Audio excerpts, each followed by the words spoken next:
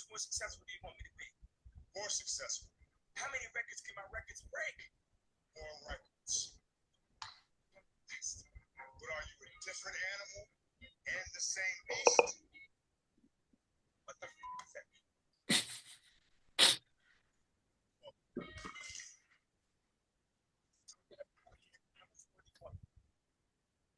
That's it. Beautiful. All right, welcome back to Bread's Bakery of Big Boys. I'm happy to have my guests in here tonight for this podcast. It's gonna be a great time. Awesome. Yeah, welcome back to Brad's Bakery. He's your host, Brad Bruce, as always. And he's joined by his lovely co-hosts, Griffin. How we doing, Griff? Pretty good. Pretty good. Welcome. Glad to be here with my co-host, Brad. And of course, welcoming on our beautiful guest. Today we have the wonderful Nick Bucher. I'm here for me and Kyle. Glad to do a crossover episode of Brad's Bakery. Let's break down some trades. Or actually, I also have, because we have a bunch of them. It's been about 2 weeks. But we also have a fun Who Am I exercise for you guys. You guys want to do the exercise? Oh, I love Who Am I's. You want to do exercise first? Okay. Oh, yeah. Yeah, let's do it. I also feel like they might not all listen until the end, so this will be good to get out of the way early. Yeah, we'll talk this now. Okay. So I guess there's 4 clues for each guy, and if you want to guess the guy, just say, I want to guess the guy, or say your own name or something. I don't know. Like game show rules. Okay. Got it. Deal. Buzz it. We'll buzz in, Griffin. Buzz in. I only have 4 though, so if it is 2-2, so fun. I'll just make one up on the spot for the end. But anyway, this player costs $10 in fantasy this year in our league. He's a $10 cost. That probably won't give it to you. The first clue or 2 probably won't be that for most of them. But think about guys who all cost $10. Okay. This guy is a pitcher and has 76 strikeouts so far as of today, over 50 innings. That's disgusting. No guesses, okay. Not yet. 6 strikeout. Brad has never owned me in fantasy, but Griffin did in 2023, twice. Oh. Think back to your roster in 2023, Griffin. I had so much turnover. You owned him twice. He was $10. He's $10. He is $10 now. Griffin owns him twice. I mean, if you want me to move on, if you want to take a guess. Because like first thing I think of is Walker Buehler, but he doesn't. I've also owned Walker Buehler at one point. Yeah, I've also owned Walker Buehler. Yeah, Brad has never owned you. I've never owned them. He's currently owned this year by Eric. This feels like cheating. I have the whole entire roster up. Oh, well, don't look at that. I mean, it doesn't feel like it. It just is cheating. Yeah. Not Mackenzie Gore. He had him No, last I've year. never had Mackenzie Gore. I feel like it might be a reliever. Who could be? Josh Hader? Last clue. Josh Hader? It's not Josh Hader. He's expensive. Okay. Last clue. My first name is literally Griffin, and my last name is kind of his favorite football team, sort of. No, I think he dropped Griffin Jacks today, didn't he? Oh, well, Eric owns him most recently. Damn. Otherwise, I definitely would have got that. My brain went to Griffin Canning. I don't know why. I don't know if Griffin Canning's on a major league roster anymore. Oh, man. I thought this was going to be like super relevant, guys. It is. Don't worry. All right. He did just get traded in real life. Yeah, he's valuable. Yeah. All right. With this one, Brad was the first person to ever roster me on Fantrax, and it was on April 16th of 2022. Julio Rodriguez. Been my guess too. Close. Julio. Dang. Close. The only person who's owned me this year is Raymond. It's Raymond. Samuel Bassett. Close. No? Wait, no, I own him this year. I got that reversed. In 20... I got that reversed. That was a tough look for me. I own him 2023. Mark Minnis dropped me for Michael Waka. Or sorry, other way around. Mark Minnis dropped Michael Waka to pick him up in 2023. So think about that transaction. Who did he pick up that day? Jonathan India? All right, final clue. This year, I am a free agent currently, but I have a 2.63 ERA and a 1.05 whip and exactly 1 strikeout per inning, basically. It's 51.1 innings, 51 strikeouts. Ooh. Come on, guys. This is a So wait, he was owned by Brad. He's owned by Zink now. He was owned by Brad. He was. 51 strikeouts. Brad had him in 22. Is he a starter or a reliever? Can I get a hint? He has done both. Oh, that's even more interesting. He goes both ways. Michael Fulmer's That's still weird. hurt, isn't he? It's not Michael Fulmer. That's really close. It's the right archetype. Because I Brad had Keller? Fulmer. It is Brad Keller. Griffin, Oh, Oh, good job. shit. Good job, I think Brad. the next one's I gonna mean, be good a job, Nick. Griffin. Yeah, I think you got that one. That was Michael Fulmer is in the minor leagues currently, so that was a tough look. All right, so in this next one, since it's 2-0, only Brad can guess. Okay, fair. Until I give up. Wait till all 4 clues come out or Brad doesn't get it. All right. The first person to ever own me was Griffin back in July of 2023. I'm currently a free agent in the league. This year, though, I've spent time with Roman, Zach, and Kyle, too. Really a free agent. Oh, Been God. both a free agent and a trade this year. And the last clue is currently he's in the minor leagues in real life, and he costs $9. And he costs $9. Oh, Taj Bradley. That would be Yep. my guess as Yeah. well, Taj Bradley. All right. So it's anyone's game. The last one's worth 4 points. Money. Love it. Daily double me. All right. Raymond is the only person who's ever owned me in fantasy and Fantrax, and he's done it twice this year alone. Okay. This player went to high school in Mississippi. This person's birthday is in April, and he's currently 19. It's not Max Clark. He is currently the #1 minors rated player. So #1 prospect in fantasy.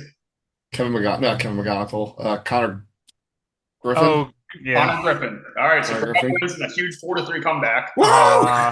Good job, Kevin Griff. McGonigal is the 2. He's the 2 right now. And If you Nick guys has were him. paying attention to the theme, there were 2 guys with Griffin and 2 guys with Brad in their name. There were. See, that's why I I was should have like, went with that. that's why I was thinking of Knicks, and I was like, Nick Anderson. Like, who could it be? Nah, they're not here for me. They're here for you guys. True.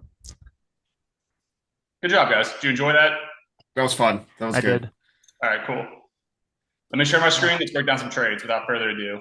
Do either of you offhand remember what the last day I recorded was? If not, I can quickly look it up. I have no idea. Yeah, I think I think the last trade was the Was it Bieber Bieber and Garcia Garcia? trade. Yeah. Yeah, I thought it would be too. All right.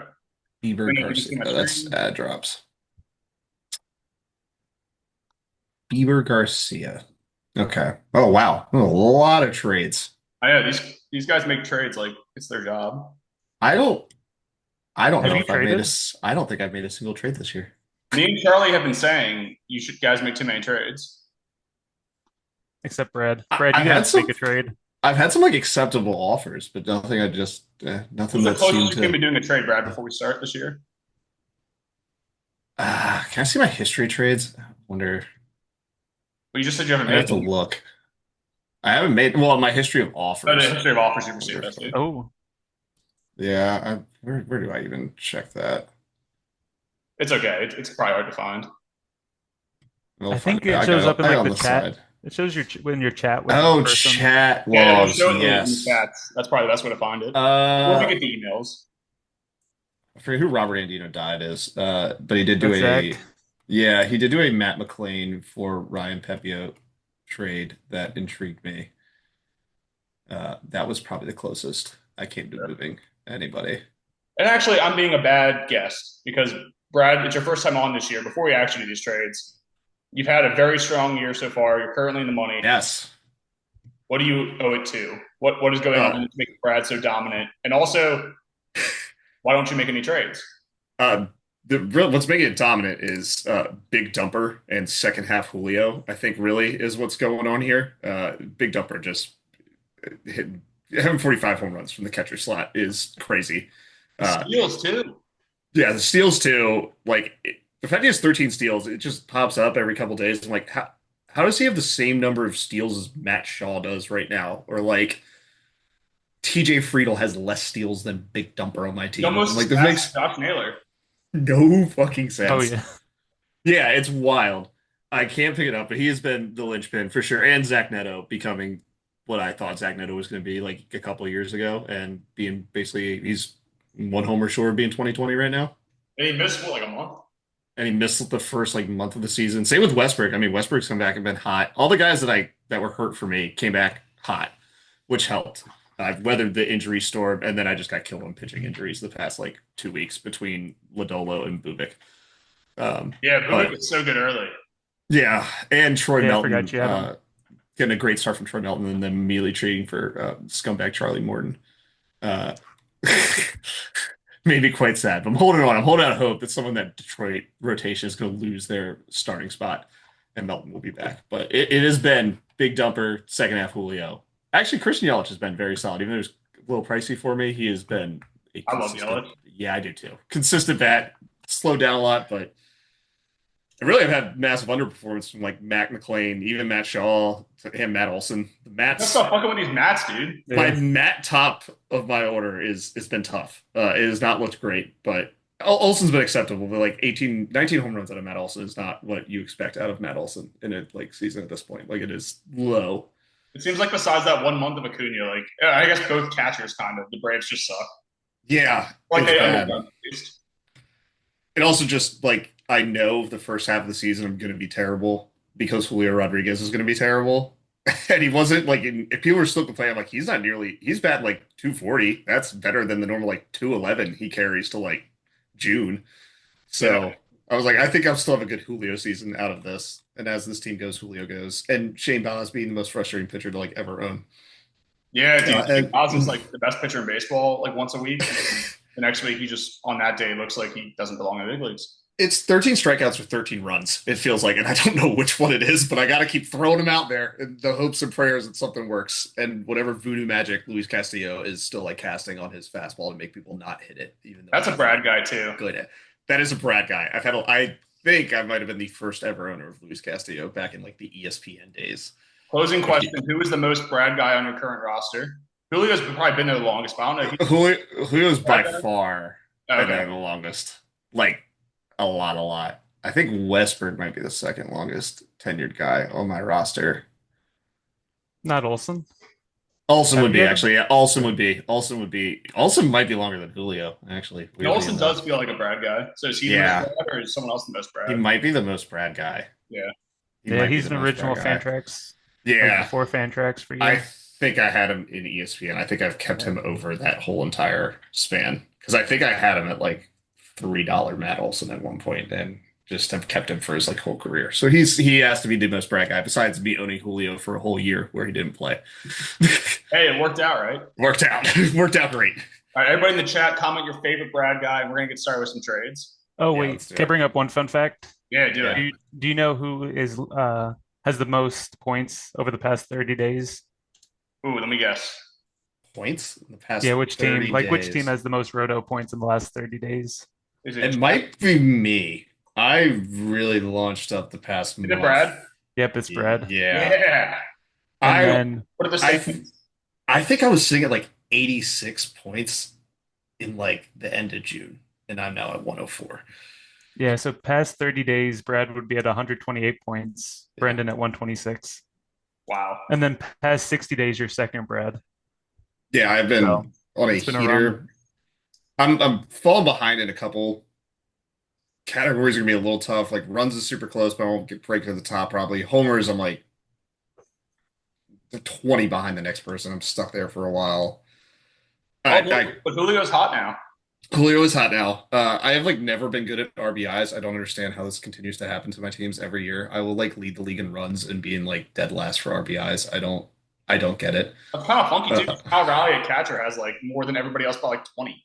It makes no sense. But there's like a ton of guys right around there for runs. My average is shit, but it's coming back because like guys are not hitting 230 anymore. And stolen base is gonna be tight. So I got a chance to maybe get up one more slot. I don't think I can crack the top three.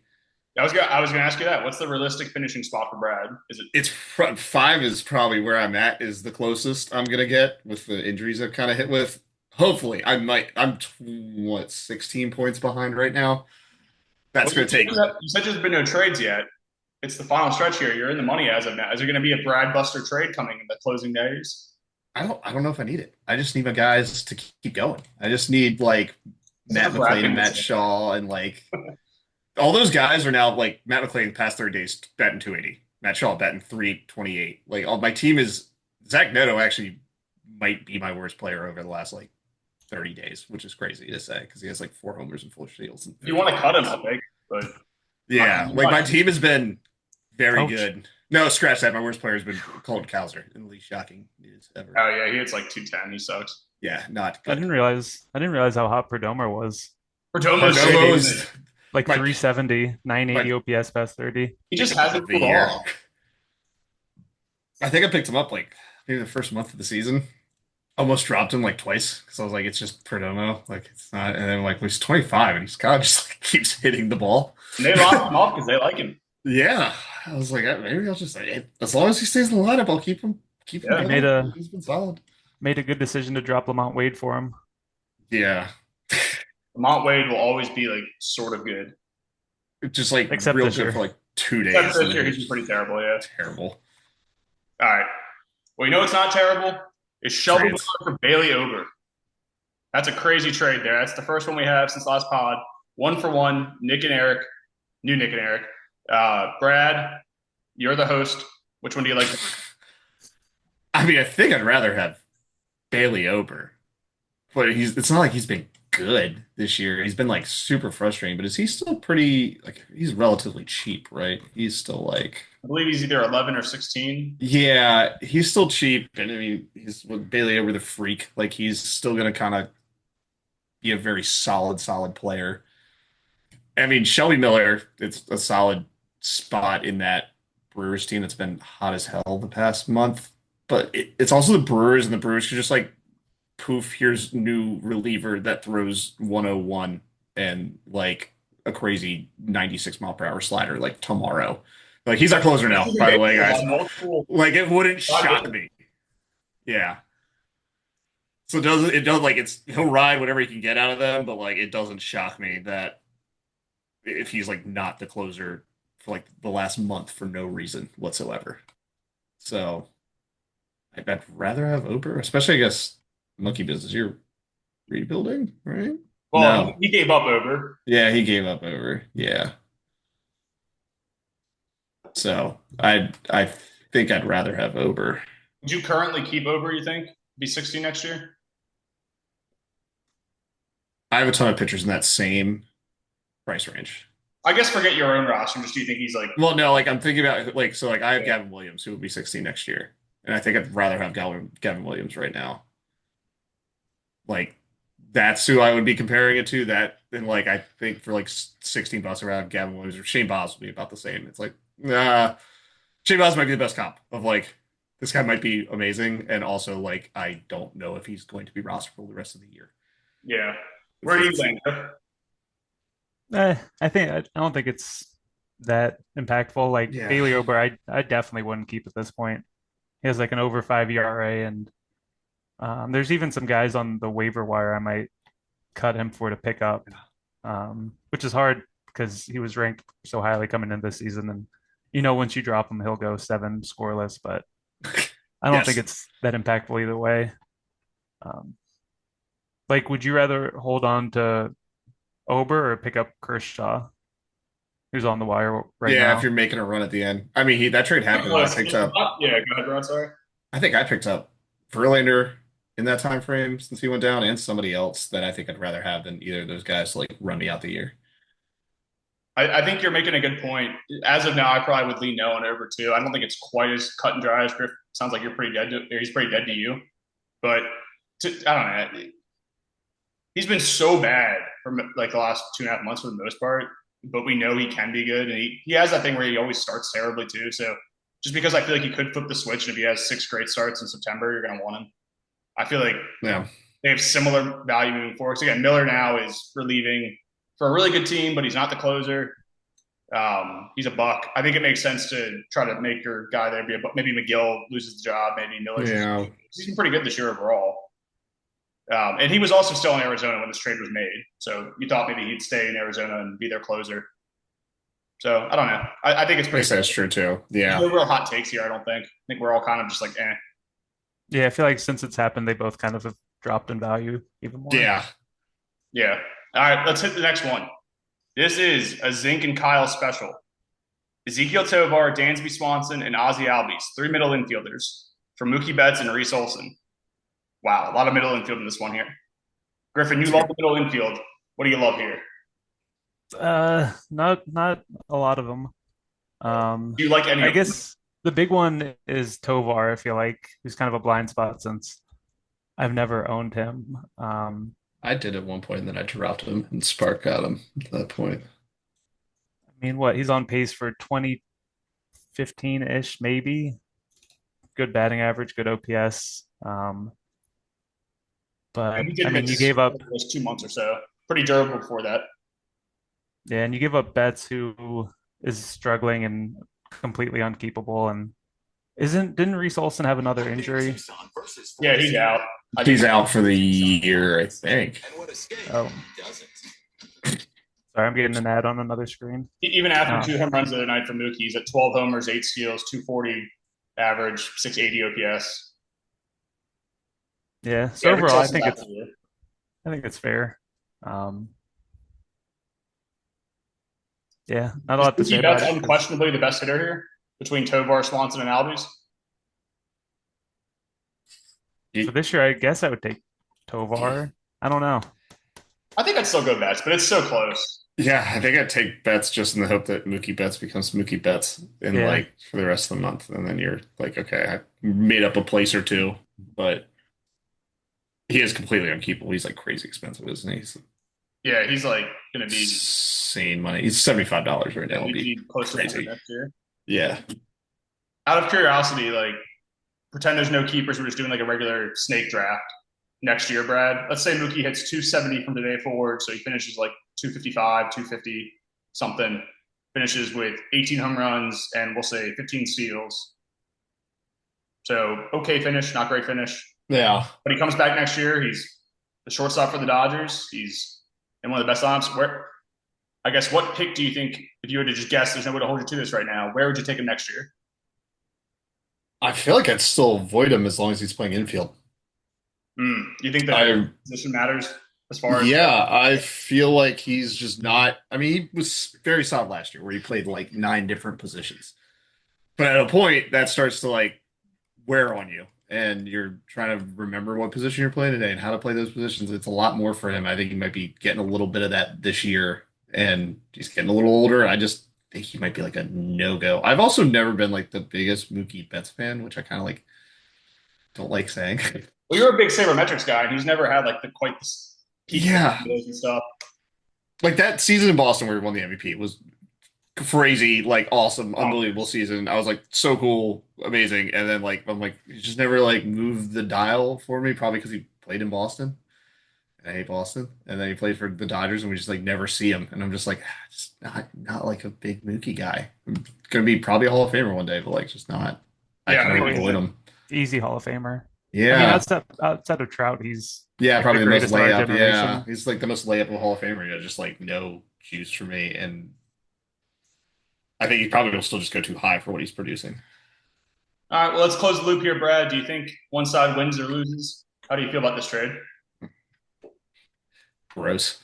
Probably like a win-win in that sense because like I feel like neither team probably loves either of these results at this point. Yeah, I think when it was made, I slightly felt like I preferred getting the 3 useful guys, but I don't feel confident I felt that way in a way that was significant. I think it's pretty 50-50, which is super lame. I want to have a hot take. I don't really have one. Yeah. It's nice to open up a roster spot too, so I think that makes it pretty fair. All right, let's move on. Let's try to have some more hot takes. Next one's a 1-for-1 challenge trade. Finally, no Eric. Those first 2 are both him, but this is Miz and Raymond. Jason Dominguez for Willy Adames. Brad, you've been studying both these guys for a long time, I know. Did you think one was much better than the other, or what happened here? I feel like this is fully happened because of the current state of the Yankees and Miz's feeling on that. Yeah, seeing him punt a Yankee is rare. Yeah, I feel like he is so fed up with the Yankees that he's just get Jason Dominguez off my fucking team and traded him. And like it's not like Willy Adames has Willy Adames started to be good at baseball again this year? No, he still sucks. So I'd probably just rather have Jason Dominguez, but this feels like Miz just putting the ejecto seat on all of the Yankees this year. So he probably loses that trade in my mind. But I see I know the man. I see what he's going for. Griff, where do you land? So I thought Willie Adamas like kind of turned it around because he was hot for In maybe a July, he was week or great. He two. had a 1090 Yeah. OPS and OPS, yeah, in July. But August, he's back to being shitty. Yeah. So I guess if Willie Adamas is just like bland, then I might lean Jason Dominguez, but he's also, I don't think he's done that much. I mean, we can see he's not playing today, for example. Um, when Miz was talking about it, I thought he was kind of crazy for doing this, but now seeing Dominguez kind of struggle, um, I think he'd be $16 next year. Dominguez would, so this is another one where it just doesn't really move the needle that much in hindsight. Yeah. I Yeah. think I might feel the strongest, although it sounds like maybe Brad agrees. I do think I prefer Dominguez just because, Yeah. I don't know, it's his first year playing much at all. Finally exhausted his rookie eligibility. I think he's generally been pretty good. He's got, I mean, if he played every day, he'd probably be at like by the end of the season, over 30 steals, which I think is super useful for a guy who also probably can give you 20 plus bombs pretty comfortably if he played all year. I think next year they'll play him more, but he's been squeezed a lot this year. They have so many guys who are all like average or slightly above. It's also His not like defense, he's like has to learn how to field because he plays for the Yeah, Yankees he's and they not a good don't believe defender. in It's tough. fielding. So he's still gonna get playing time even though he can't field. So that's like a pro for Dominguez. Yankee Um, insider Missigman told me he's an amazing center fielder, but he can't play left field. So that's the problem. So I guess next year they'll put him in center and he'll be a gold glover. he's just I garbage. mean, is that like compared to the rest of their outfield that also doesn't know how to catch fly balls, Yeah, or is that doesn't make any sense.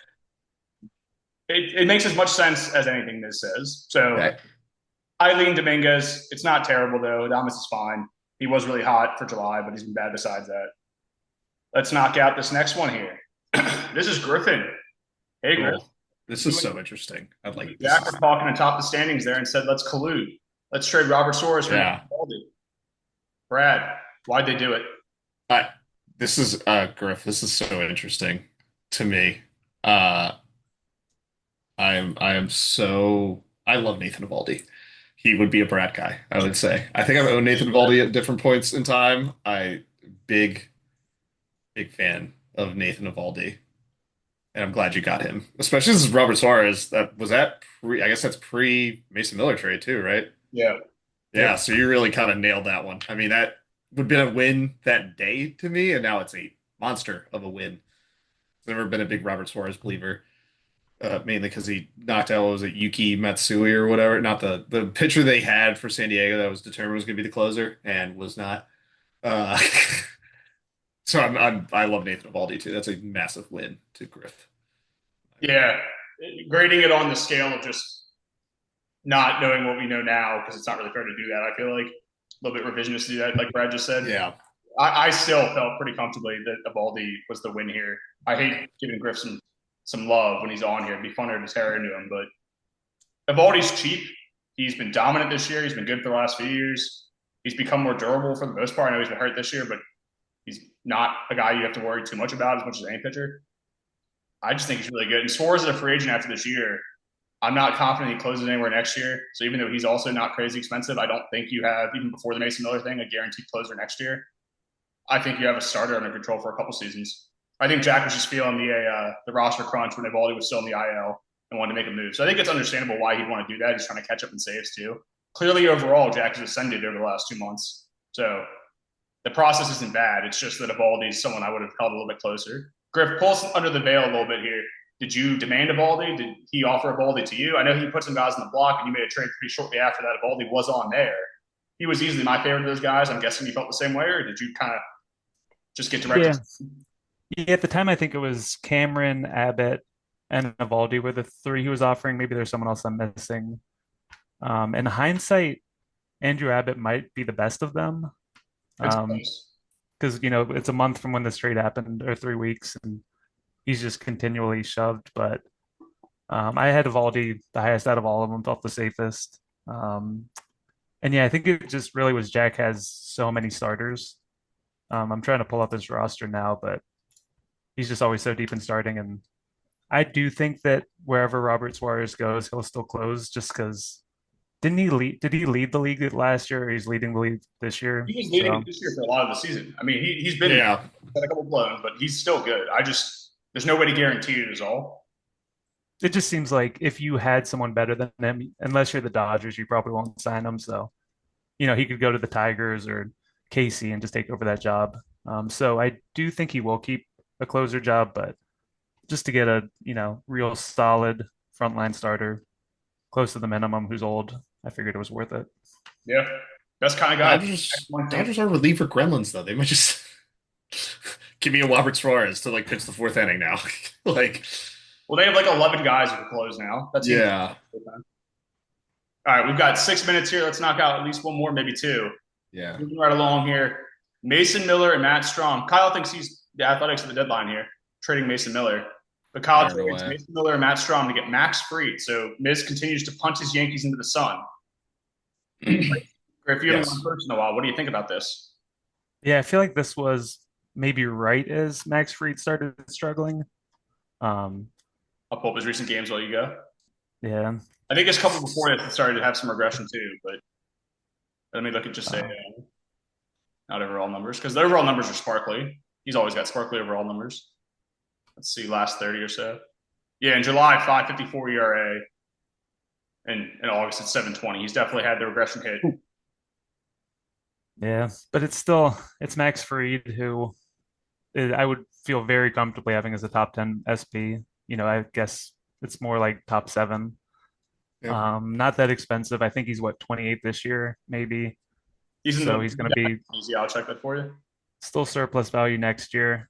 And I know this also happened before Mason Miller was traded, which I think hurt his value this year, but pretty substantially increased it going forward. So if you're Miz, I think you're happy about that part of it. All that's to say, it seems pretty fair. I'm still struggling with how to value relievers with our change. But you are getting probably the most valuable RP in our league, but you're paying for it. What do you guys think? Yeah, Brad, how do you feel about this one? I think it's just a straight wash. Like, it feels pretty even on both sides. I think they both got something they needed. You'd rather have Fried overall probably, but like it's not. Matt Strom's very solid roster by me for a long time. I think last year, and Mason Miller's Mason Miller on a good Padres team. Like, feels very even. Granted, I think all my relievers I currently have right now pretty much have picked up off the waiver wire at different points outside of Jeff Hoffman. So I mean, Matt Strom is definitely one of those like top 25-ish non-closing relievers most years. Yeah, like decent number of holds coming in. Like Griff said, I just don't know how to value these relief pitchers in our league currently. It still is hurting my brain a little bit. I think it makes sense because Max Fried will probably be like high 30s next year to cost. So I think he'll be worth that, and he'll be someone you keep. There's probably not a ton of surplus. Mason Miller, if he stays a closer, definitely has surplus. If they end up trying to make him a starter, which is definitely a possibility, he may have even more surplus. We'll see what happens. I think if you're Miz and you're trying to just create as much extra value for next year as possible because you're thinking you're out of it, makes sense. For Kyle, getting the best player this year probably makes the most sense. Close to a win-win. I would lean Fried personally, though. You guys want to bang out one more? We got 3 minutes. Is there a fun one? Yeah. This next one's pretty easy. The fun ones. Here's the most fun one, though, I think. Tyler Freeman for Noah Cameron. I can go first on this one. Yeah, I felt like you'd want to. You go ahead. So I'm going to easily take Zach's side. This is the first one I feel real strongly about. And that's just because Jack dropped Tyler Freeman. And I think Noah Cameron's probably pretty solid. So even without that, though, I feel like Cameron's a pretty nice piece to have. And Freeman just kind of seems like, I don't know, a Colorado darling, like he's not actually that good. But we got 2 minutes, so what do you think, Brad? If you told me Tyler Freeman was like on the 3rd page of our waiver wire, I would believe you. I'd rather have Noah Cameron, I think. Well, I think he might be picked up today, I think, or recently for a lot of money. Pickups that I want to shout out. That's one of them. Yeah. Been playing kind of well. I think I also agree that we'll make it a clean sweep. It's not huge to me. It sounds like Griffin just, like you said, thinks it's pretty comfortably a win. for the Noah Cameron side. I would prefer Noah Cameron. I think he's more sustainably going to be useful. He's a pitcher, so maybe he breaks. We'll see. But yeah, Freeman to me is just should be owned probably. He's playing pretty well this year. He's leading off a lot of days the last couple of weeks for the Rockies. But they also have like 6 outfielders who are all about as good as Tyler Freeman. So it's tough to see him. Like Moniak's got like one of the best OPSs in the last 2 months in baseball. Doyle has actually been hitting like 400 since the All-Star break. Beck has been pretty good all year. They've got so many outfielders. I doubt he plays every day. I would rather have Cameron, despite that Cameron doesn't get a ton of strikeouts. He's been good at pretty much everything else. Zach Bean still down? Say again? Zach Bean still in the minors? They call him back up too. I think I think he's still down. Yeah, I think he's still down. Okay. Real quick to give Jack some credit, I feel like Noah Cameron down the stretch is going to be kind of a headache to own with like any innings restrictions. And if you're Jack and you really want to make that push and you already have solid pitching, it makes sense to just, you know, you got someone you dropped, so you always lose that. I think that's reasonable. We're under a minute. Let's cut here. One of you guys, please send a zoom out. We'll come back after the break. I'll send one out. Thank you, Brad. Yeah. Whoops. Oh, there it goes. Okay. Yeah, I heard it. All right. Welcome back, guys. Let's get after some more trades. So we left off with Freeman and Cameron. Let's talk more Eric here. This is Eric. Who's that other guy there? Is that Griff? What? All right. Jesus Sanchez and Kodai Senga for Brandon Nimmo and Louis Varland, or as Miz calls him, Nemo. He does. Brad, you're not Griffin. Did Griffin fuck up here, or did Griffin take the cake? Also, you're not. I don't think you're sharing your screen currently, FYI. I meant to not All share. right. I remember my first time hosting.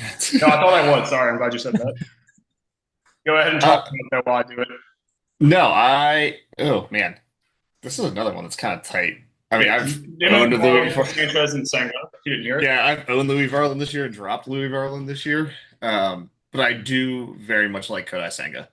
I think he's again one of those guys that's just like fun to watch pitch, which is always like a little like back of your head when you make the trade. You're like, get a Mets game on MLB TV. I'm going to check this out, watch Senga pitch. And I've owned Jesus Sanchez before, Jesus Sanchez. And he is another fun one that's just like, oh, that guy could just hit 3 home runs in a night and I wouldn't be shocked. So I think I would rather have that side. But Brandon Nimmo is like one of those guys that is probably constantly underrated by like everybody, it feels like, and is just always very, very solid. Even this year, he's underperforming a bit, but he's hitting more homers than he normally does. So it kind of like balances out a little bit. It's I think I'd rather have the Griff side, but it's close. Yeah. I think probably for keeper purposes, like Senga is the most valuable piece. Kind of not easily, but not easily either for me. So when I think it's pretty fair generally, I will definitely lean that way and say Senga's who I'd most want to own just as someone who's out of it and someone who's looking towards next season. That said, I think the best player value-wise might be Nimmo. Nimmo's pretty excellent. Sanchez has been great, though, and Sanchez is now hitting second, third, and fourth pretty much every day for the Astros, which is funny. When he's hot, he's really good. I think you said it, Brad. I've owned him, too. I think Griff's owned him. He's one of those guys where he's perennially slightly too good to be on waivers, but, like, when he's in one of those cold spells and hits 200 for a month, you're annoyed. You cut him because there's some hot new thing out there. Is he a big pull guy, too? He's at the Crawford boxes. I don't remember if he's a pull. But he's a lefty, or is he a switch hitter? Yeah, he's a lefty. He's a lefty, so it doesn't matter. I can't remember if he was. Yeah, he's a lefty, so I guess it doesn't matter. So that might have changed it even a little more if he was. I thought he was switch, so yeah, it doesn't matter. But well, take that thought back. Look at all these moves over the years. We did clues: Roman, Zach, Griff, Brendan again, Zach, right, or Griff again, Griff a third time, Griff again, Eric, me, Griff, Eric to Griff. Him being part of 2 Japanese pitcher trades is kind of wild too there. Yeah, he is a type, and it's following around the Japanese people. Yeah, that was wild. Anyway, Griff, how'd this one happen? Did you want Senga especially? Did you want Sanchez especially? Yeah, I think I wanted Senga and I wanted to move Nimmo. I think when he put Senga on the block, I feel like I offered him Nimmo for Senga, and then like a week later he sent this as an offer, and I was like, yeah, that works. I think I thought of Nimmo and Senga kind of similarly as like veterans who were relatively priced. I wanted more pitching and I wanted to get rid of some hitting. That's pretty much all it was. I'm kind of glad with how I'm glad that Jesus Sanchez got traded because he was going to be like one of my first cuts if he was still in Miami, just as a headache to own. But I'm really hoping now that he's traded, I'm like, man, I just hope they change something with him and he gets good. Yeah, if there's a small tweak they can make, that'd be fun. Other thing is Nimmo and Senga both sucked since the trade. I think Nimmo's like 5 for 25 or something like that, and Senga's given up like probably a 6 ERA in his 3 starts since, so hasn't really worked out for either of us yet. They liked the clubhouses they were in. You guys jostled them up. Anyway, yeah, I lean your slide very slightly, but I think it's fine. This is not one where I feel very strongly at all. Let's move on to this next one here. 1-for-1 between Roman and Brendan. These two are always trading. And this one hurts because for a year and a half, basically, I had stashed Woodruff and Sandy. I eventually decided I like Sandy better at the end of last year and traded away Woodruff. Woodruff is the best he's ever been. And I carried 4 months of Sandy just eating ass on loop. Like consistently just in the butthole. Yep. And it probably, I'd love to see my stats for the year before I sold everything if I just didn't have Sandy Alcantara like half the time pitching for me. So anyway, great job, Brendan, getting the right one when we traded last year. Beside the point, they're both dead to me. Woodruff is good, though. So is Cade Smith. Would you rather have Woodruff or Cade Smith? I'll go to you first, Griff, because you just got second last time in your own trade. Yep. So it's funny, at the time this happened, I easily would have taken the Smith side. And now, 3 weeks later, I easily would take the Woodruff side. Yeah. Like when Woodruff was coming back, I just thought he was going to be totally dead between like the Raynaud syndrome, the shoulder, the others. Didn't he get hit in the elbow? Like, didn't he have a comeback at some point? Yeah, comeback off the elbow in minor leagues, I think, right? Like, it was weird.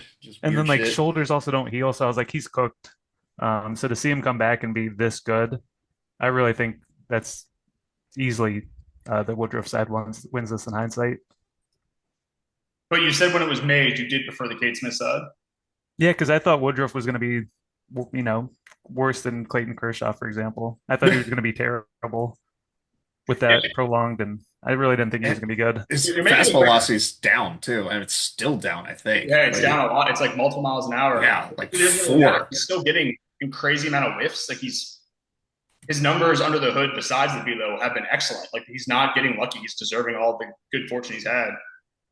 Griffin makes a really good point, too. I can't think of too many, like, since July 29th, especially for two guys who weren't traded in real life, because that makes it easier. Like, do you become a closer or lose a closer job? Like, have any guys because Cade Smith had just had his teammate get suspended for gambling or put on leave for gambling and was one of the best relievers in fantasy. Like, he looked like an amazing closer to get. And Woodruff, like Griffin just said, was someone I also assumed wouldn't be very good.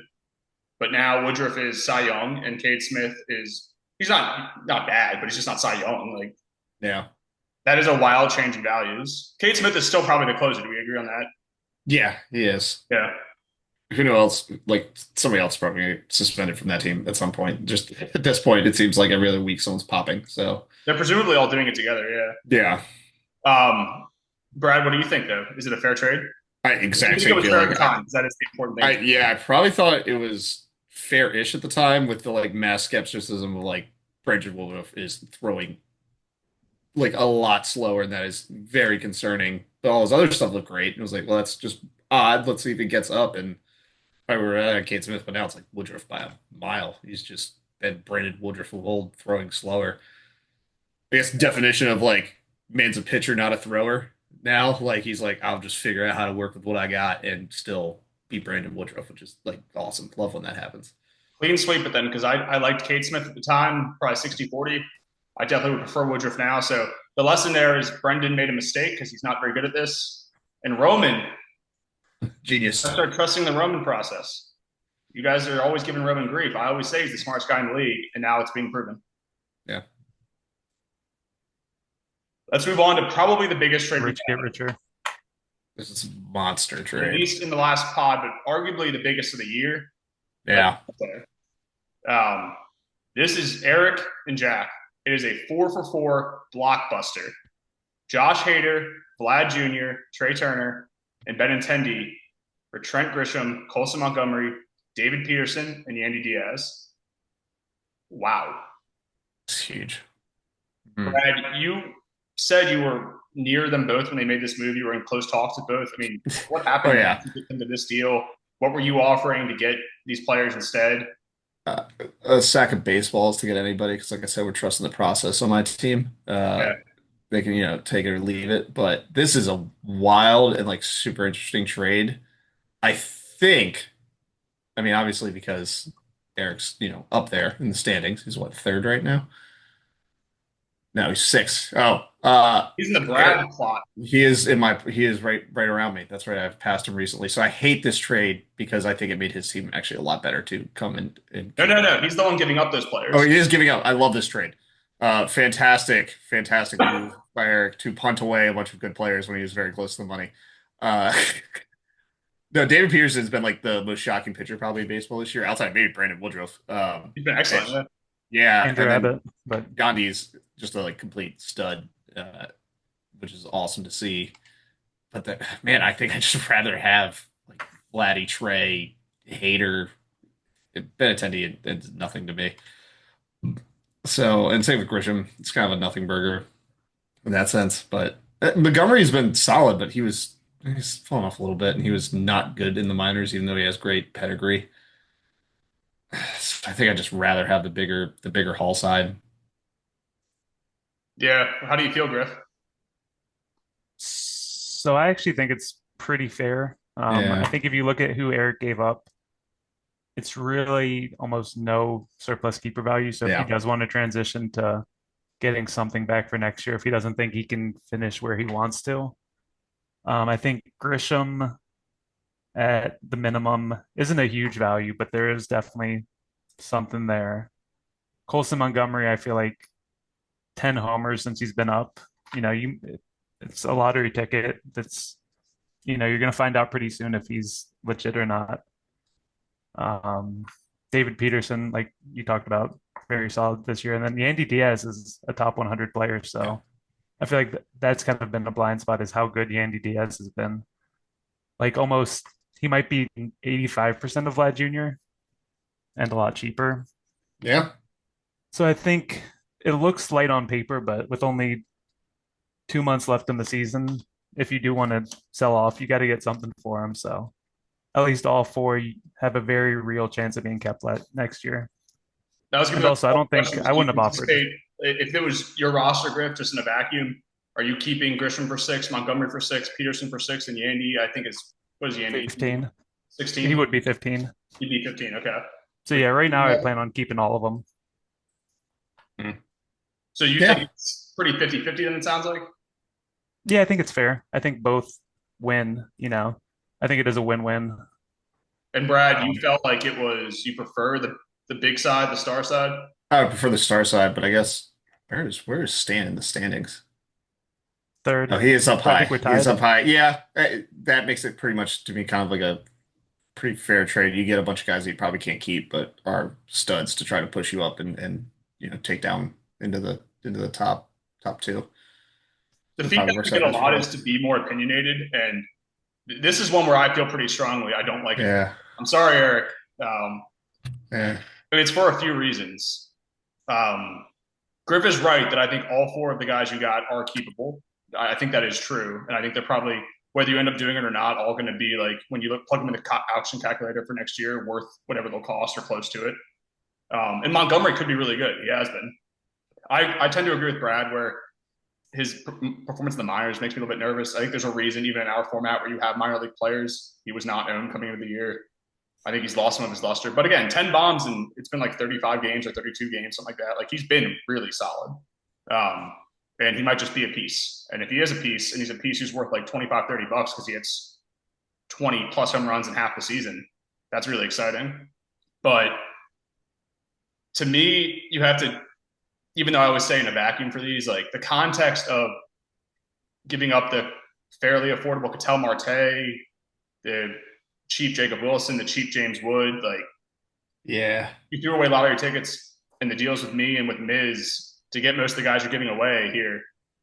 I think before I say the rest of it too, you have to be fair to Eric in that you can only really trade guys like Trey, Hayter, and to a lesser extent Vlad, who probably will be fringy next year. I would probably lean towards keeping him, but we'll see how he finishes the year. You have to grade on the curve of, well, what is anyone offering you for it? And right now, there's only 3 or 4 teams who are really trying to go for it. So they're only willing to give up, but they're willing to give up. And to Griff's point, you got to get something if you're going to try to sell. Yeah. My issue with it is less about even the return. It's more about the philosophy of Eric went all for it. Before the season, I had Eric as my second most surplus value team, and I felt pretty confident in that. He had an amazing surplus core. And when he made the trade, he was right around, I think he was in 4th, maybe he was in 5th. But he very clearly had an excellent roster with a bunch of guys. It's right after the Acuna injury. And I don't know if the Acuna injury made you nervous in the sense that it might be harder to keep pushing up from here. But to me, Eric was, before this trade, at worst, the 2nd or 3rd best team.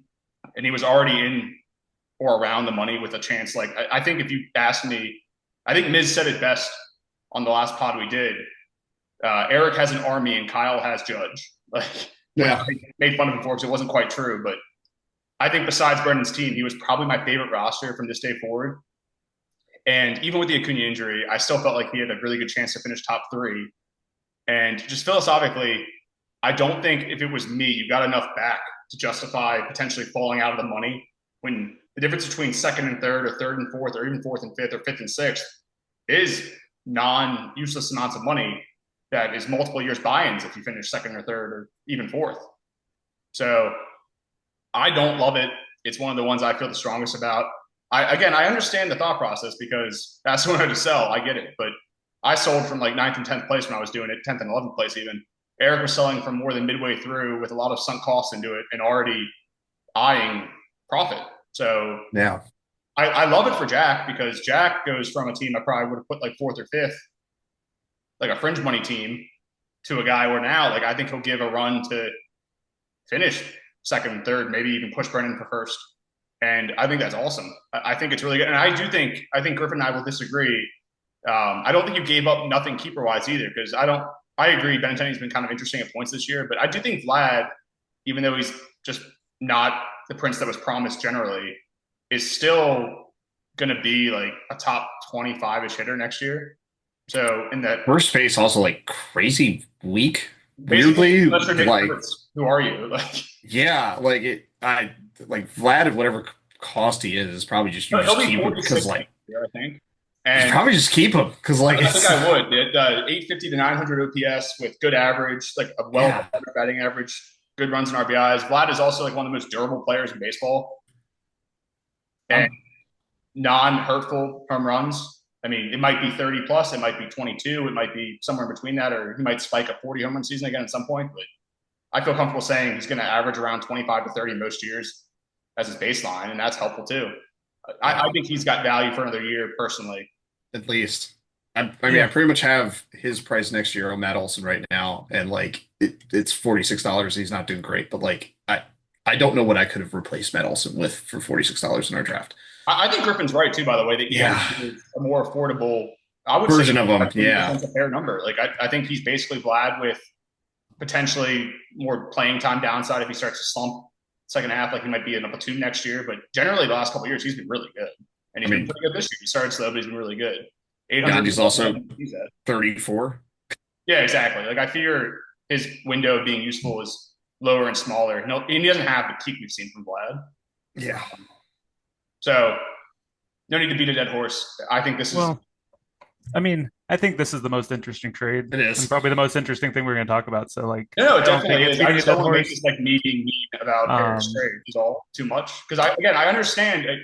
The biggest thing I want to make sure is clear is that I was shopping guys, and it's hard to find more than 1 or 2 guys who are interested in giving you anything super useful for it. And especially at the end of July, when only a handful of teams are even going for it, much less have any prospects you want to trade for, or young guys you want to trade for, or cheap guys you want to trade for. You got to take what you can get. I just personally wouldn't have even been doing it. I think even without Acuna, Eric had a really good shot to finish top 3. And I just don't like the move. I think for Jack, it's a great win. One thing though, I will say is So I'm discussing trades with Raymond right now, and one thing I keep running into is the difference for $100 for me in real life. Like, it's nice, but I'd much rather focus on winning next year and get $100 less this year in some ways. Because like I get it. $100 is nice, but it is nice to win too. So if that's how Eric is thinking about it, then like I think it's good not to let past mistakes influence the future. Like not to double down. Just even if you think it was a mistake to trade James Wood away, not to double down on that and continue. Because before everything, it would have been interesting if he could have made a run to actually win it, but I don't know. Before, I mean, I kind of let my opinion out already. Before the move here, Eric was in your mind, Griff, like a top 2 or 3 team, or where'd you have him? Because I think I think Brendan is definitely the best team, but I think it is, and he has the head start too, which is really important for halfway through the season. Like I would have definitely taken Brendan over Eric, but I don't think anybody else I would have. And I agree with your point too, that even if like you lose financially by selling here and making no money, but you have a chance to finish first next year, you think it's more flags fly forever. It's more fun. My point is just that like you're not really selling from a place of needing to sell necessarily. And I think there's before it more than a 5, maybe like a 10 or 15% chance you just like what if just someone else becomes Acuna for the next month on your team? Like what if Trey Turner just has an Acuna month? What if Vlad just has the Vlad second half? Yeah, sometimes like I think you had a non-zero chance to win. And I don't know if you're like the other side of your point is, do you think he has a better chance to win now in a significant way than he did this year? Like Eric's chances of winning the league next year, is it higher than 10%? Because there's 14 owners and there's going to be teams with probably better keepers. Like, yeah, I don't know. I'd have to look.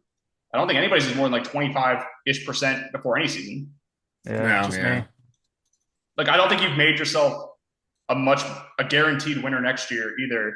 And I think I have a worse chance with Acuna being hurt and missing some time for sure, but this might have been the chance to run the table.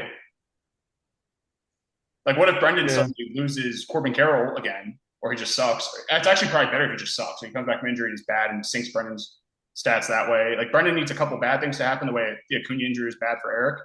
And Eric needs a couple guys to just go Acuna for a month. And I think there's a non-zero chance he could have competed. Yeah, I don't know. I keep looking at it. Because like I'm debating, like, so what first Josh Hader's dead. Yeah, but he wasn't probably the top lead in fantasy. Yeah. And he's not probably Am I lagging? I'm not saying that either, but if you're already in the money and pressing and you also help Stan. I like Eric better than Stan's team before this trade. I don't like it that way now. Like you made another team jump you probably. Sorry, I lagged for a second there. So if you asked me anything and I was lagging, that's why. Oh no, you're good. I was just saying, like Hader's super valuable before this injury that you didn't see coming. We got less than a minute. Oh no, we have 10 minutes. Sorry, it just showed me for some reason less than a minute. It changed to 8 minutes. Yeah. Brad, close the loop on this. We'll move on. Like I said, I'd rather have the Stan side. For sure. Good debate, though. I like this. Yeah, it's good debate. Not even really debate, but good talk on the process. Yes. All right, next one. Next one's a biggie. Andrew Vaughn for Ryan Helsley. Here's another one I feel very strongly about. Oh, that's very, very strongly. 2 other guys whose value has changed drastically since July 30th. I think it's inarguable. There's no doubt that Jack won this trade. And that's because Brendan dropped Ryan Helsley. So. Oh, shit. Yeah. He did earlier this week, yeah. Wait, Brad, you didn't notice that? I did not notice that. It's been a very busy week for me. I actually heard of my morning today alone. Yeah, I didn't realize how bad Ryan Helsley's been in. I think it's only been 2 outings since joining the Mets, but he was pretty good before the trade, but he had a rough stretch like I want to say like mid June or late Yeah. June. He had some hiccups for someone who It also, kind of universally viewed as like a top five-ish closer. it also sucked because as soon as it happened, like he lost his closer job, and if he's not the closer, he has no keeper value, no value for Yeah. this year. But um, and I just can't believe how good Andrew Vaughn's been. Yeah. Yeah. I mean, that's not necessarily out of nowhere, but it's pretty surprising all the same. Like former top prospect, but the Brewers just have devil magic. The Brewers have like that Rays thing going on this year, and they made Andrew Vaughn into like what you thought Andrew Vaughn was when he got drafted. I would assume if we could just put ourselves into the mind of a Jack, that Jack was thinking maybe because I remember seeing all those quotes from Helsley, like it's a 90% chance I'm traded, basically. Maybe he's just trying to get out of a guy he thought wouldn't be the closer necessarily. Yeah. I just would have thought he would have gone somewhere where he was the closer, Yeah. like Same. the Tigers. I always bring them up. Phillies. I don't know. He I'm went to just the amazed Yankees he to be their wasn't. closer. Yeah. Yeah. I think. Although Whoa, Bednar's been no. so good. Absolutely not. It's David Bednar. You forgot Brett I just has think Bednar Bednar. hasn't been traded. I mean, the Yankees got like 6 relievers, I know. But I think if they traded, let's just take one of them out, or just give them the Bednar, Doval, and was it Jake Bird? The other, like they get those guys and Helsley, Yeah. and they already have Devin Williams. But he's been bad. Like it's probably Luke Helsley Weaver. to start, right? Unless he fucks up a bunch. Probably, yeah. Or him and Bednar in like a true committee. Yeah. But still. And grading it on the curve of when it was made, even knowing that Jack probably was worried about a trade, maybe I agree with Griff generally. That I think Yeah. I assumed he'd go somewhere where he can beat the closer because he's been a really good closer for years. So I liked pretty comfortably Helsley at the time. That said, Andrew Vaughn, man, Was stud. Brendan just loves to trade these Brewers that I think are going to be bad but end up being excellent, like Woodruff and Vaughn. I was like, who's the other one? Yeah. Woodruff. But then they just Next will be Blake Perkins. Yeah. I mean, going back to the last trade, we're just like 5 years away from them getting rid of Colson Montgomery and him becoming the shortstop for the Brewers and becoming a stud. He'll be the next Willie Adames. Yeah. Same thing. So Griffin, you Um, were definitely. but at the taking that time, I actually liked the Helsley side Yeah, me too. pretty easily. I think at the time. Yeah. Is that where you are too, Brad? Yeah. And just massive flip post. Just massive flip post trade deadline. But that, I mean, like, way to get out. Like, that, knowing what you know, and like, that is a strong possibility Helsley gets traded. Like, way to get out. Way to get out, like, ahead of the time. So, in that sense, of knowing that, like, I would definitely weigh it towards, our boy a little bit more, Stan, aka Jack. Although I do think this is a move you make every time if you're Yeah. Brendan, like a pop-up first baseman Yeah. who was sent down Yeah. for the Yeah. White Sox for like a top 10 closer. You easily I think do it's that. one of those rare times where Brendan's process is good, but I don't. It just didn't work out. Just has not worked out at all. And kudos Jack for taking that shot. Like Helsley, now we like Vaughn. Yeah. All right, let's hit the next one here. This is me and Eric. Dylan Cease for Sandy Alcantara and Jordan Beck. Brad? I love your side getting Cease. Cease is a super fun player. He's still pretty damn affordable too, right? He is not crazy expensive. Is he 20? He's 21, I think. 21, which is like not bad. It's still Dylan Cease, right? Like he's a free agent next year? This year. He'll be a free agent after the season, yeah. Go somewhere that's like, somehow ends up like San Francisco and all of a sudden he's a Cy Young contender again. Like love that move Pretty from bad you. this year.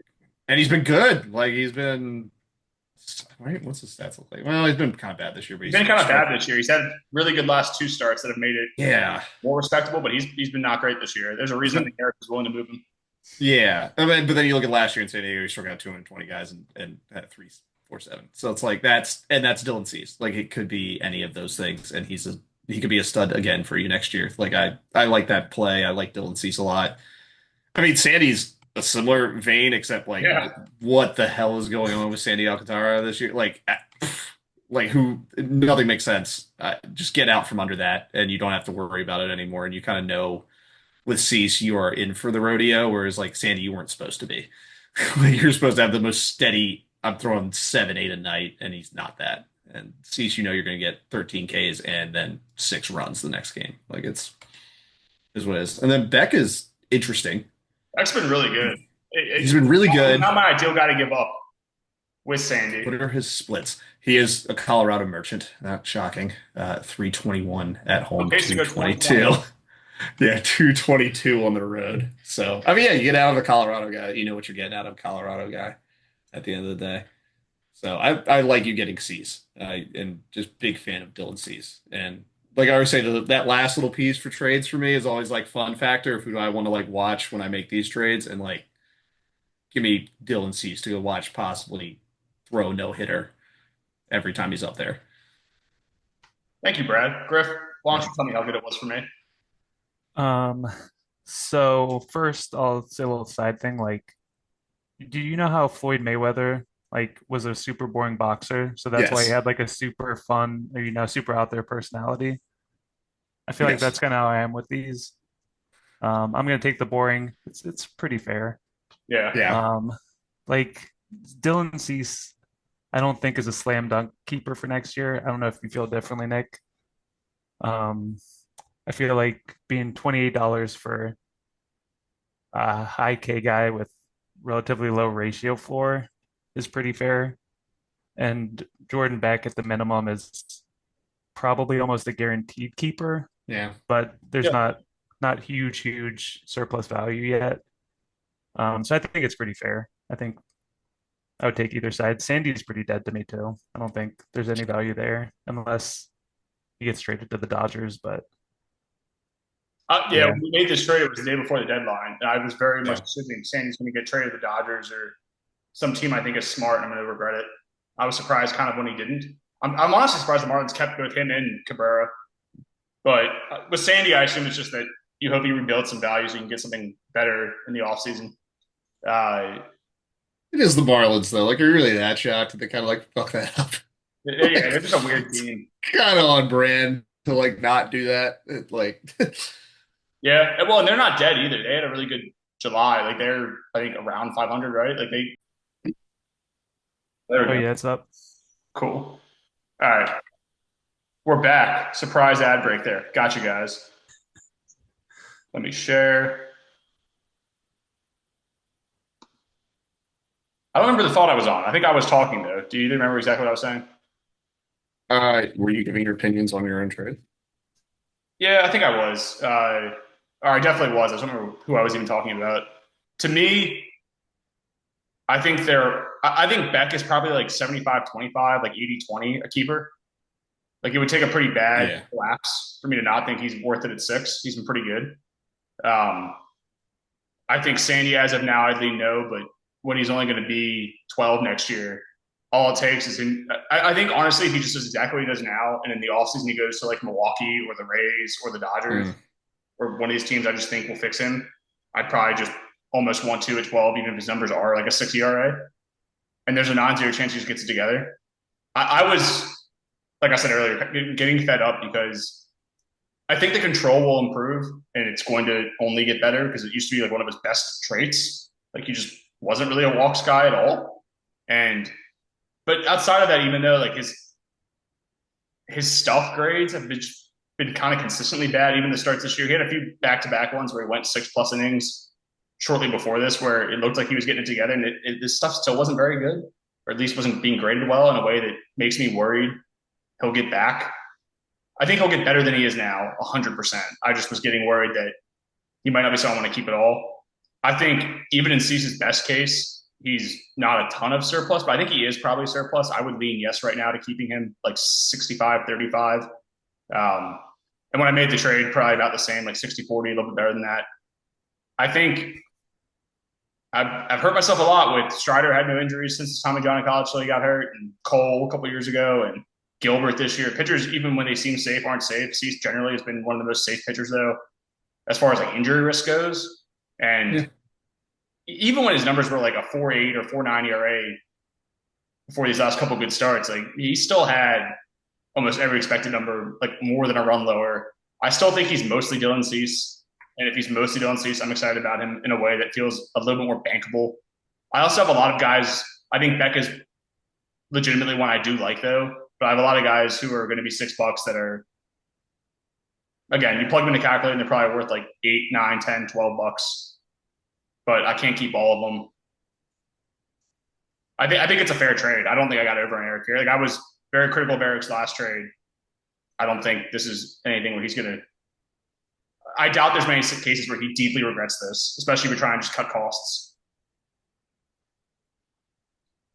Any closing thoughts on the trade? I do think that now that I'm thinking about it, like Cease is almost a guaranteed keeper. Not a ton of surplus value, but like I think Kevin Gausman went for 35. Yeah. I think you have Luis Castillo for 41. Yeah. So worst case, he's probably right in that bucket, right? Yeah. So if you're paying 27 for him, 28, there's almost guaranteed surplus value.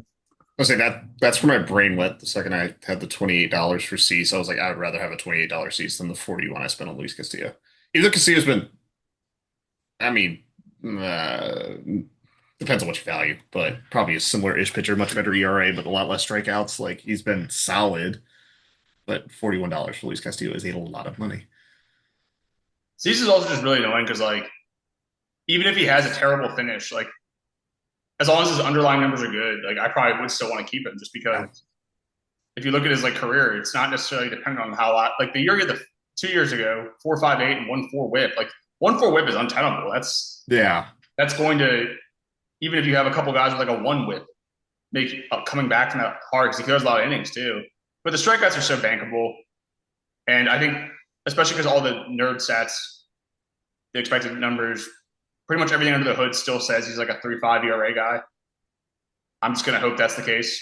And kind of to your point, Griff, it would need to be like a 5 ERA and a whip that is terrible for me to not think he's at least around where he should be, with upside to be like a top 5, top 10 more realistically, but top 5 upside. He was in top 5 before. He's probably, if I were to rank him, like he's not even in the top 12 right now. Not in top 15 probably. But I would imagine he'll slot in as like a mid SP2, low SP2 going into next year with an average finish.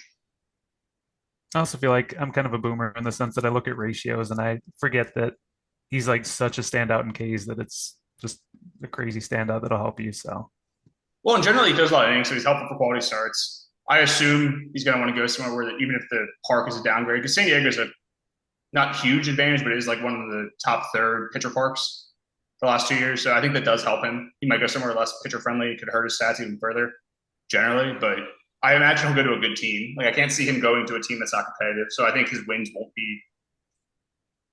Oh, I didn't even think about this actually. You'll also like it because when he signs with the Orioles, then you get a hometown guy. That would be fun. Bro. I'm kind of just like in advance trying to do that. I'm willing to get assistance. I didn't realize he was literally like 1K off of signing Chris Ilias last year for the NL lead in Ks. He is that much of a standout. Yeah. He's awesome. Yeah. He's awesome at strikeouts. He's had mixed results the last 5 years, other stuff, but he's been good more. He's been bad. He's durable, and he goes deep with pitches and innings. So he knew Robbie Ray. Well, when New next old year Robbie Steve Ray. Alcantara gets back to pre Tommy John Sandy, and he's pitching for the Brewers and like second or third in Cy Young, I'm going to regret it probably. Let's hit the last one we have. Eric and Brendan. 2 ships passing the night here. Pavin Smith and Felix Bautista for Chris Sale. This is just an all-injured trade. I love this. I love this trade because like it's 3 injured guys and it really does fit what both teams want. You know, Chris Sale at $35 probably has no keeper value. Pavin Smith probably doesn't either, and Felix Bautista does have a little bit. Would be interesting if Pavin Smith signed with a good team though and could play more. But Pavin Smith is kind of good, I think. I don't know if he has none. Like, well, stats like this year. I think I looked. He has like an 800 OPS. Like if Locklear is just bad at first base for the month he plays, and then Pavin comes back and is a good float, I'd probably lean towards keeping him for 6. It'd be at worst 50-50 to me. Yeah, he's just again. You need a couple if thens there because he was so good last year in only 60 games, and this year he's played more games and been, like you said, over 800 OPS. Pretty good. But but if you're power only, or if you're not providing any speed, being sub 20 homer pace, I don't think it'll do it. And the short side of the platoon is tough too. You need him to not be in the platoon. Those rates are good rate stats though. Yeah, good average OPS. So I guess there probably also is a way Chris Sale could be kept. If he came back and he was old Chris Sale, I think he's 35 this year, so it'd be 47. Not really a huge surplus value there, but could be kept. Probably goes for right about, again, Luis Castillo $41 this year. Probably somewhere, yeah. He might be, I want to say, I don't remember offhand. I'm going to look real quick. I thought he was 30 or 32. He might be even a little bit cheaper than that. I'm checking right now. It's going to go slow because I'm sure. Yeah. Yeah, he's 30, so he'll be 39 next year. Is that math right? Oh, yeah. Yeah, okay. Yeah, I think there's a good I would chance. hit that. Yeah. Yeah, I think you're probably truly 55-45 or 60-40 on him. Or at least I am. I'm just saying where I am on him. What's the rest of his staff look like? DeGrom, Spencer, Robbie Ray. Sorry, I already put back to leave it in a sec. Shoto Monica. Well, you're probably not keeping Wheeler at 62. No. But I think you do keep Chris. Yeah, I think you do. I think you do. Look at that pitching staff, yeah. With what we know right now, I think it's probably 60-40, yes. Yeah. And I think it's likely probably too, even though he's trying to come back, that just because the Braves are definitely out of it, that he doesn't come back. But if he does, that's a bonus. You can see, make sure he's healthy. I do think, though, as critical as I was of Eric in the last one, that like this is a win, I think. I think Felix, even if he doesn't pitch again this year, just even like the reduced Felix we saw this year is still a top 10-ish closer to me. And I think there's definitely surplus there. Whereas Sale, I think there's potential for good surplus because he's been really good for the last 2 years when he's been healthy. But I think the range of outcomes gives Felix more positive surplus outcomes than Sale. And I would prefer to have Felix, and Pavin's a nice throw in to have just because you might want to keep something good happens in the second half here. So I would go probably 60 Eric here, 40 Brendan.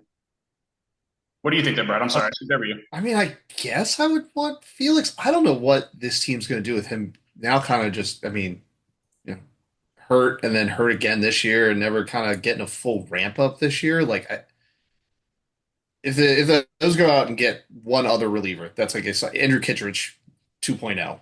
Does he just close the first like half of the season to like ramp Felix back up next year? And then like Felix value sucks.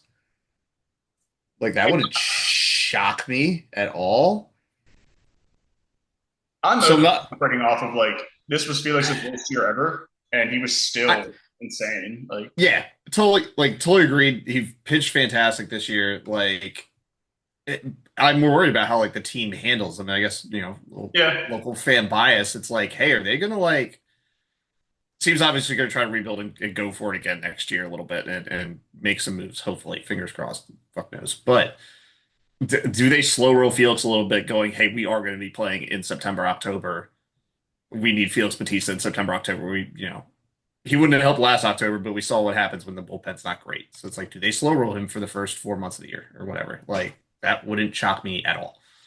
Yeah, you're making a good point. It's probably something what you saw this year where there's no back-to-back days for the most part. Yeah. Yeah. It was still great. So it's like, okay, yeah, it's probably like solid value overall. Yes. It's just like back in my mind, it's like, what if it gets weird with Felix next year? Where do you think Felix, with what you know right now, like general range of cost would he go for in an auction though? Like just assuming the Orioles sign no one else, they're probably like around a 500, a little bit worse team next year. That's assuming they sign no one else. Like he's probably still top 10-ish closer, right? Yeah. So probably, right around bucks. the 20s. I was going to say 20 on the dot. Yeah.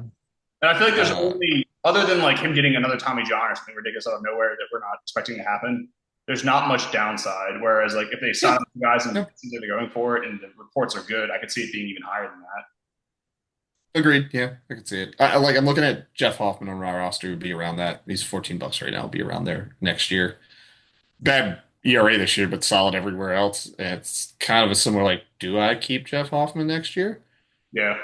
Or do I not? And it feels similar to Felix because Jeff Hoffman was a stud last year and he's been good in everything but ERA this year. It's like, well, little uncertainty what happens. Same kind of uncertainty with Felix in a different sense, but like that's same value range. And I'd probably rather have Felix overall there, but it concerns on both. Yeah, I think it's also his second straight year of being shut down with this season-ending injury, elbow now shoulder. So, like, it is kind of scary. I think it is. So I do think I would take Brendan said pretty firmly now that we're talking through it. I love it. Disagreement. Well, Sale's shut down though, and but he's coming back. He's on rehab. Well, think about it too. Like, would they really shut Felix down if like That's what I was gonna say. Is I It'd don't feel like suck he's trying to come ass. back if the Orioles or anything. Yeah, if those weren't bad, would he probably be shut? Probably not. It's one of the. It feels like the whole like I would play next week if it wasn't a preseason game kind of thing. Like It could be, but it's yeah, also someone who it's throws just a second 100 with a injury. crazy over the top motion and both parts of the arm. Giant violent mechanics. Like yeah, it's Like a I don't think little. I do think there's a decent chance they do send someone to be 1B, I mean, bring in like a They Helsley. have to. I don't know. They have to. Maybe but it's a bad use of resources, but is Felix that much more injury prone in your mind than Sale though? No. I think so. Because Sale has always had like random, it's been like falling off a bike, hit by a comebacker. It's true. I don't remember That what it is was true. this year. That's a good point. I was gonna say it's different from the last couple of years, but you're making a good point that it's not necessarily injury prone versus just bad luck injuries. And then What was he's the also, one he got in the minors where he like punched a TV or something? Like the weird. He caught up the is his that weird when he one was he mad about the Yeah. jerseys? Was that No, that time or? there was a different one where he hurt himself in the minors doing something dumb on a rehab start. I can't remember exactly. I'll look it up. I'll find That it. one wasn't riding the bike. I remember he fell off a Maybe bike. that was the bike. There might have been another weird one though. I swear there was like one other like super dumb one. You're like, But what are like you doing? he's had all these, and he came back last. Didn't he throw almost 200 innings Yeah, last he year? was So excellent. like, He was excellent this year when he was healthy. But also, Yeah, he the was. point is just they're both excellent when they're healthy, right? Like I don't think we yeah, want too much of a performance from either one, assuming they're playing. I think sale in the auction might go for over 50. Like I was just looking, Aaron Nola last year was $38. Oh, I'd So rather you're sell than Nolan, yeah. so I think he could go 50 plus in the auction. So But if Felix has good reports, like he could go as like the fifth closer, the fourth closer. Like I don't know. Those two being shut down twice now with the crazy delivery, crazy velocity. I'm kind of worried about it. sound off in the comments. We have some disagreement here. It's good. Let's do some free agent pickups and get out of here, boys. We're 2 hours in. I've got some written down, but before I do, it's been, again, Griffin mentioned earlier, like 3.5 weeks or something like that. So a lot to go through. What do you guys think over the last like 3.5 weeks of crazy pickups, crazy drops? If there's anything that sticks out to me as I scroll through here. Let's see. Do you want me to list off my guys? I don't know. Yeah, go I for have it. a There's list. some mine that you don't get on, or I can go first if you want. Up to you. One of my favorites was Jonah Tong, who Brendan just picked up. I was thinking about him, and I was Yeah, just too looked at slow. him too. Uh, um, Eric picked up Warming Bernabel. Yep. Warming I'll Bernabel. put that on there. Hell of a name. That was good. Like this pickup of Helsley. I was kind of mad though because yesterday Helsley was on waivers, and I put in something at 12:01, which was right after it went through. So I was like, okay, today I can get him for $2, and then he Yeah. went for like 40 or 70 or whatever. I like Jack's pickup of Colson Montgomery. Yeah. Yeah. I think he's going big places. I like your pickup of Ozuna Nick. Thanks. You Yeah. got Marcel Ozuna. He's been good for He's the really last. turned it around. Huh? He's really turned it around, hasn't he? Yeah, he wasn't playing much for like a week there, but he had like 3 home runs, I think, just over the weekend. He's playing more now, and it's funny like saying an old guy who's $11 in DH only is like an upside play for a team rebuilding, but he kind of is. I feel like. Like Mhm. he has a really good final 2 months. He's definitely a keeper. If he has an okay one, he'll be tough at 16 next year. I liked Kyle's Tyler Freeman, Yep. Cade Horton, Yep. and his Kyle Finnegan were 3 moves he made. Miss Sigmund picking up Joey Loperfido and Jacob Mercy. Yeah, him I know getting he loves Marcy. Marcy was a really good one. That's one of mine too. I like the Um, Jacob Lopez scoop too. That was a Yep, nice that's move. on here. Good job Who there. got him? Yeah. What? Who got Lopez is him? really interesting. That's Jack. That was Jack on 8-3. I like that one. That was a nice little scoop there. Oh, I'm sorry, that was Jack on a 8-9. 8-9. I Yeah. messed up him and Marcy for a sec. I liked Zink's pickup of Jojo Romero. Yeah. Yep. I also liked his Ronnie Mauricio pickup, but that's just because I like him and I do like he Mauricio dropped him, too. so he dropped him, so it didn't actually work out. Zach's pickup of Hurst and Waldrop, and then Dylan Beavers and Kobe Mayo. Yeah, Beavers Those is are all the ones. definitely marked up. Now he's a top 100 prospect. He's interesting. Yeah. He's been raking this year. That's a good list. You got a lot of mine. I would add very recently New Nick adding Robles. I keep having like a potential claim in for him. I have 6 injured guys, but I think Robles should be owned. He was so good down the stretch last year. You mentioned Freeman for Kyle. You mentioned Jack getting Lopez. You, Griff, getting Sheehan. I was about to bring that one up. Yeah, I love that. Back on 8-5. That's what I wanted. Another guy I was just consistently, do I drop this guy? Do I not? Also, real quick, doesn't it suck when you want to pick up like a streamer and then the guy who picks him up just holds on to him? Yes. Like you did that with Matt Boyd, and I'm like, come on, just drop him. Well, because Matt Boyd, please. Brendan getting Vargas on 8-4. Vargas should be owned, I think. I would say you mentioned Marcy, you mentioned Beavers. I think Miz adding Wenseal back on 730. Might just be a flash in the pan, but Wenseal Perez is kind of interesting. I like you mentioned Bernabel. I think an obvious one, we've talked about it already, but up back on 729, Brendan getting Vaughn and then trading him, but getting Vaughn, pretty valuable. And then it's a little bit cheating because it was not in since the last pod, but I had to go back and find it. Back on July 2nd, Zink getting Isaac Collins. Good job, Raymond. Yeah. It's like a $3 bid, I think, or a $4 bid. Huge. That's the current Rookie of the Year favorite in the NL for those you keeping score. He's incredibly crazy. 28-year-old rookie. Just Brewers Devils magic, baby. Yep. A lot of names there. Anybody, Brad, either of us missed it you want to throw in? No, it's been kind of Roman picking up Kyle Carrasco, third baseman for Colorado. It's a fun kind of like spec ad for a team down low like him. Yeah. And I like seeing the guys at the bottom of the league like still out there trying to like scoop guys like that. That always when I was down there last year, I was like scooping up every prospect that had maybe potential to get up that last month to see what I had. I'm down there with you guys, man. We're making moves. Yeah, I like when you guys stay active, and I was down there staying active too. It makes it fun because you stay involved. And it's like, okay, I'm just not paying attention to Major League Baseball anymore. I just check minor scouting reports every day. This is when you got to find your even not just young guys, but like Jonathan VRs from 6 years ago. They're out there. They're happening. They're coming. Mondesi years ago. Cole Reagans was picked up around this time a few years ago. Yeah. Pitchers especially you can always find. Yeah, that's why I grabbed Snelling. Wait, I just realized Sparky just like finally made a move to pick up Cutter Crawford. He's alive.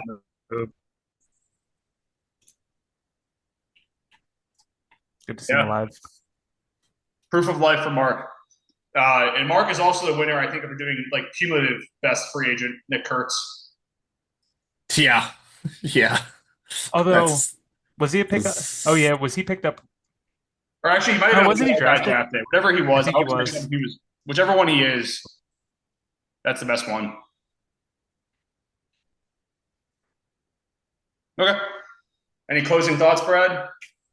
No, it's fun to be back on. I'm excited for this end of the year run here. Yeah. I'm up a half point today, boys. We're coming at you, Jack. Coming at your ass. Look in your crystal ball, Brad. Where do you finish? I want to say fourth. I don't know if I can get out of fifth, though. Fifth's going to be a tough one for me to get out of. I think I probably stick around there. I think it really comes down to Matt McLean and Matt Shaw, my two of my 3 Matts. If they continue to do well, and Julio continues to do second half Julio things, and Big Dumper continues to hit homers, I got a chance to get to fourth, but my pitching injuries have hurt bad. Hopefully Lodolo is back on his next start because he is a Brad guy through and through, and I was very much excited to have Nick Lodolo pitching well, and now he's got a blister again. So if Lodolo comes back next start, he's still pitching well, and we can kind of hold on. I hope I can get to fourth, but fifth, I'm in the money at fifth, right? Yeah, I'll take in the money. And I think I've set myself up well for next year. I got some good values still out there. This is not a hot take. Say you're going to win. I got no chance at winning, but I got a chance. I got a chance maybe fourth, but I don't know if I'm going to get past fourth. And but I feel confident next year will be a good year with some good. My team is super young. I mean, I'll be dropping Matt Olson probably. He won't be kept most likely. Yelich probably won't be kept, and everybody else on my team that will be kept is like well under 30. Yeah. So I feel set up well for the future at least. So Well, closing question for you both then. I can't say I strongly disagree, but Brendan is, I think, the favorite pretty comfortably. But who are the other teams left who can still win? Who could take Brendan down? Who's still alive? You think you're alive, Just Griff? Kyle. No, just Kyle. It's only Kyle. What about I Jack? think so. No, Jack doesn't even have a chance to finish third. Okay. yeah, I think it's Kyle's roster is so good. It's so Who are you good. guys rooting for? Do you want Brendan or Kyle? Brendan, hate Kyle. Yeah. I'll pull for my boy. I'll pull for my homie Kyle. Kyle's a Brad guy. Yeah. Uh, I want to share the wealth, out there. And Kyle hasn't won our fantasy football league yet, has he? Nah. He can win something. I think Griff or He Jack was- would still win. Like if you gave me 100 to 1 or 150 to 1, I would take a ticket on both. Where'd Brad go? Right here. We can just bring this over since this is starting soon. And many of you are in the same league. You can look at all these names on here repeatedly. Me and Nick. Let's close it out. Brad's the king of everything. Love you guys. King. Esau. Love you boys. See ya. Let me see you. See ya. Are we hanging up? No, you hang up, Nick. I'll No, be you hang up.